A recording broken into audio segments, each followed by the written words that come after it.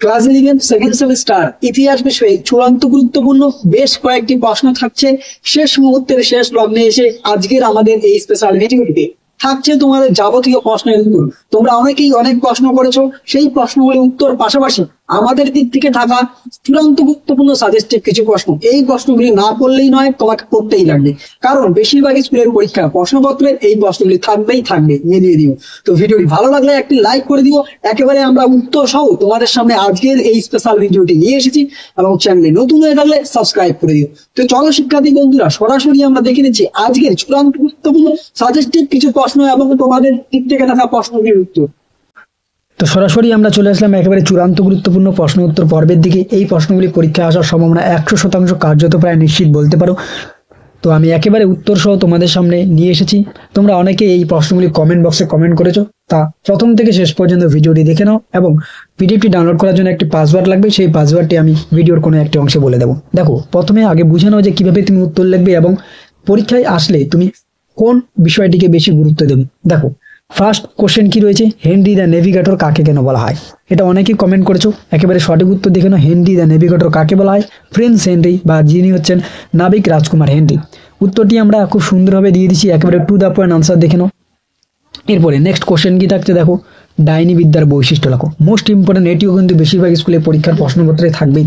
আমরা একটি ভিডিওর মধ্য দিয়ে যদিও আপলোড করেছি ডাইনি হত্যার কারণ কি অথবা ডাইনি বিদ্যার বৈশিষ্ট্য কি, আজকেও আমরা এই একটি চূড়ান্ত গুরুত্বপূর্ণ প্রশ্ন দিয়ে দিলাম যে ডাইনি বিদ্যার বৈশিষ্ট্য কি। তো দেখে নাও, তোমরা যারা ডাইনি বিদ্যার বৈশিষ্ট্য নিয়ে কমেন্ট করেছিলে তাদের উত্তরটি আমরা দিয়ে দিলাম। এরপরে দেখো নেক্সট কোশ্চেন কি থাকছে, কোপার্নিকাস বিপ্লব।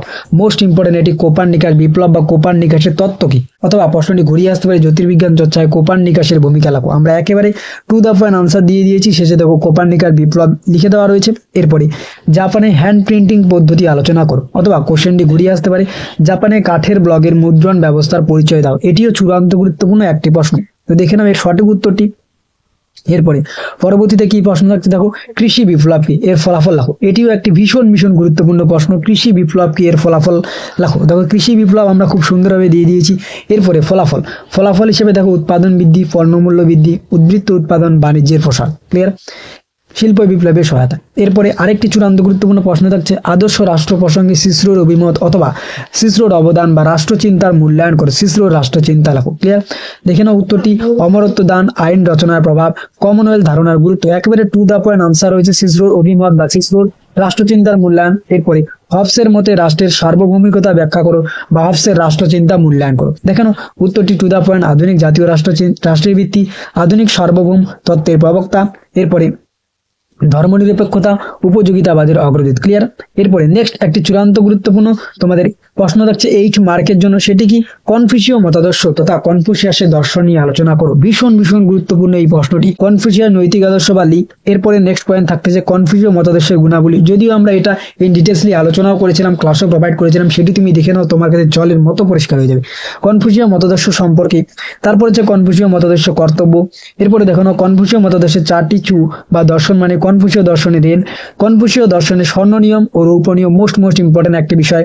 তারপরে কনফুসীয় পারিবারিক দর্শন এবং কনফুসীয় ধর্মীয় দর্শন, সব শেষে থাকছে মূল্যায়ন। এরপরে নবজাগরণের সাহিত্য চর্চা সম্পর্কে লেখো। এই প্রশ্নটি তোমরা অনেকেই কমেন্ট করেছিল, মোস্ট ইম্পর্টেন্ট, এটিও একটি প্রশ্ন।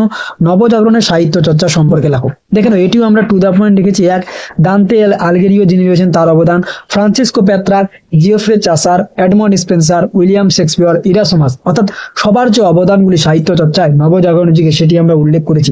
শেষে একটি মন্তব্য রয়েছে। তারপরে দেখো সর্বশেষ প্রশ্ন, আধুনিক বিজ্ঞান চর্চার সূচনা কারণ সম্পর্কে লেখো। দেখো আধুনিক বিজ্ঞান চর্চার সূচনার কারণটি তোমরা দেখে নাও। এই প্রশ্নটি তোমরা অনেকে কমেন্ট করেছিল, যেমন হচ্ছে আধুনিক বিজ্ঞান চর্চা সূচনা বা উদ্ভবের কারণ কি। এই উদ্ভবের বিষয়টি হচ্ছে 1 ভারতে, 2 হচ্ছে ইউরোপে, 3 নম্বরে দেখো কি থাকছে, 3 নম্বরে ব্যবহারিক ও দার্শনিক দিক, অর্থাৎ কি কারণে আধুনিক বিজ্ঞান চর্চার উদ্ভব ঘটলো, সেই উত্তরটি আমরা সম্পূর্ণ প্রোভাইড করে দিয়েছি।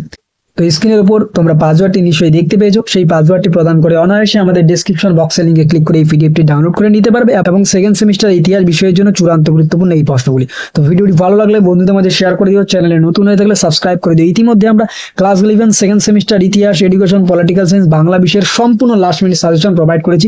না দেখে থাকলে অবশ্যই আমাদের প্লেলিস্টে গিয়ে অথবা ডেসক্রিপশন বক্সের লিঙ্কে ক্লিক করে দেখে নিতে পারো। তো আজকের এই ভিডিওটি এ পর্যন্ত, দেখা হচ্ছে পরবর্তী কোনো এক ভিডিওতে। ততক্ষণ পর্যন্ত পৌঁছে থাকো, জানতে থাকো।